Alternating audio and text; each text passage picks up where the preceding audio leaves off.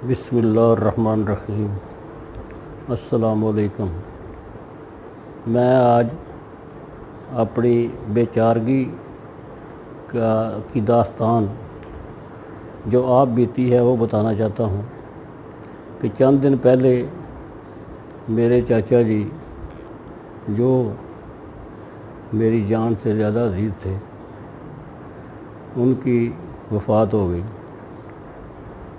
اس دن سے لے کے آج تک میں سوچتا رہا کہ میں یہ پیغام قوم تک پہنچاؤں، لیکن جب بات کرتا ہوں تو دل منہ کو آتا ہے اور بات کر نہیں سکتا۔ آج اپنے بڑے ہوش و حواس قائم کر کے تو آپ سے بات کر رہا ہوں کہ بھائیو، اس ملک میں ہر بندہ لاچار کیوں ہے، بے بس کیوں ہے۔ میرے چاچا جی کو 2 دن بخار ہوا، ہم ڈاکٹر کے پاس لے گئے، انہوں نے کہا نمونیا ہو گیا۔ دوائی دی، دوائی کھائی، لیکن آرام نہیں آیا۔ تو میں بیریا ٹاؤن سے سمن آباد گیا صبح 9 بجے ان کی خبر لینے کے لیے۔ تو آگے جا کے دیکھا کہ ان کی طبیعت خراب ہے۔ اب میں صبح 9 بجے سے لے کے رات 11 بجے تک اسپتالوں میں پھرتے رہے، کبھی گورنمنٹ کے اسپتال میں، کبھی پرائیویٹ اسپتال میں، پورے لاہور کے اسپتال پھرے کہ چاچا جی کو کہیں میں داخل کرا لوں۔ پیسے میرے پاس تھے لیکن میں مجبور تھا کہ کوئی اسپتال والا داخل نہیں کر رہا۔ گورنمنٹ کے اسپتال میں جو میرے تعلق والا تھا میں اس کو وہی داخل کروانا چاہتا تھا۔ اس ڈاکٹر سے کہتے تھے تو ڈاکٹر کہتے تھے، تعلق والے ڈاکٹر جو ہے وہ یہ کہتے تھے کہ آپ نے اگر گھر سے اٹھا کے آپ چاچا جی کو ادھر پھینکنا چاہتے ہیں تو پھینک جائیں، لیکن یہاں علاج کوئی نہیں ہے، ہمارے پاس جگہ کوئی نہیں ہے، ہم ان کا علاج نہیں کر سکتے، اور اگر خدا نخواستہ فوت ہو گئے تو ہم آپ کو لاش بھی نہیں دیں گے۔ اب اس خوف میں کوئی بندہ گورنمنٹ کے اسپتال میں کیسے داخل کروا سکتا ہے؟ کوئی کیسے اپنے گھر کے فرد کو کباڑ خانے میں پھینک سکتا ہے؟ اس کے بعد ہم نے پرائیویٹ اسپتال پورے لاہور کے پھرے۔ ہر پرائیویٹ اسپتال یہی کہتا تھا، یا تو کہتا تھا کہ میرے پاس گنجائش نہیں ہے، یا یہ کہتا تھا کہ آپ جا کے اس کا ٹیسٹ لے کے آئیں، ٹیسٹ رپورٹ لے کے آئیں۔ اب ٹیسٹ رپورٹ 24 گھنٹے کے بعد ملتی ہے۔ اب مجھے بتائیں کہ جو بندہ بیمار ہے وہ 24 گھنٹے کیا کرے، وہ کدھر جائے؟ جس کے پاس پیسے نہیں ہیں وہ تو میرے سے بھی زیادہ مجبور ہے۔ ہم ہر اسپتال میں کہہ رہے تھے کہ جتنے پیسے جمع کر لیں، ایڈوانس جمع کر لیں۔ اسپتال والے روزانہ 40,000 ہزار 50,000 ہزار روپیہ لوگوں سے لے رہے ہیں، کمائی کر رہے ہیں، اور پھر بھی لوگوں کو داخل نہیں کر رہے۔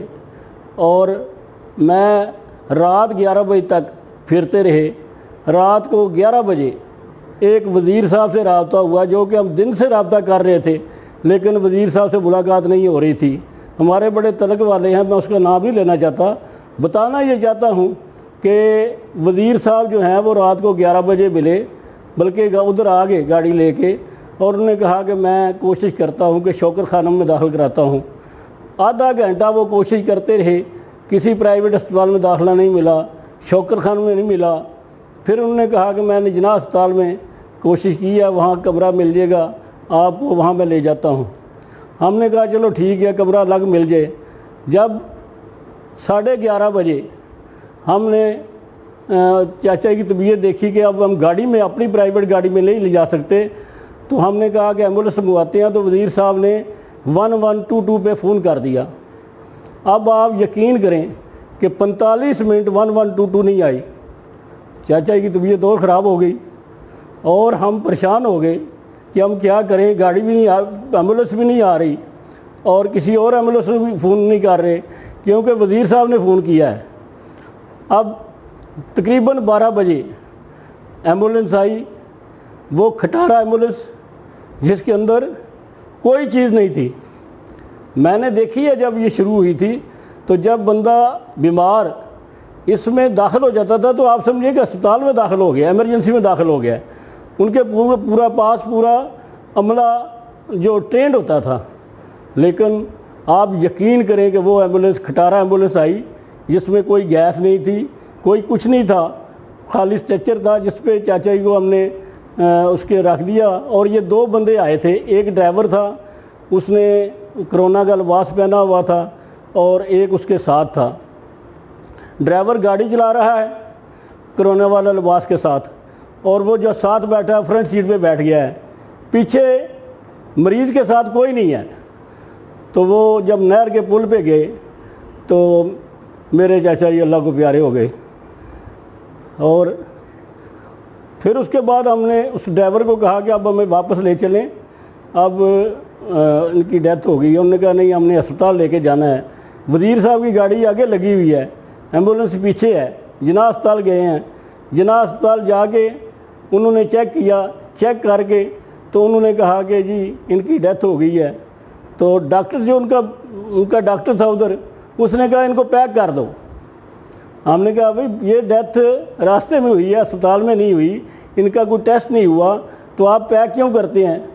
تو پھر وہ وزیر صاحب نے سفارش کی، تو پھر وہ ہمیں لاش مل گئی، تو ہم وہ باڈی اپنے گھر لے آئے۔ میں بتانا یہ چاہتا ہوں کہ یہ گورنمنٹ جو ہے یہ اس مشکل حالات میں عوام کی کیا خدمت کر رہی ہے، عوام کے لیے کیا کر رہی ہے۔ نہ ان کے پاس ایمبولینس ہے، نہ ان کے پاس اسپتال ہے، نہ ان کے پاس علاج ہے۔ یہ جو عام آدمی ہے وہ جائے تو جائے کہاں؟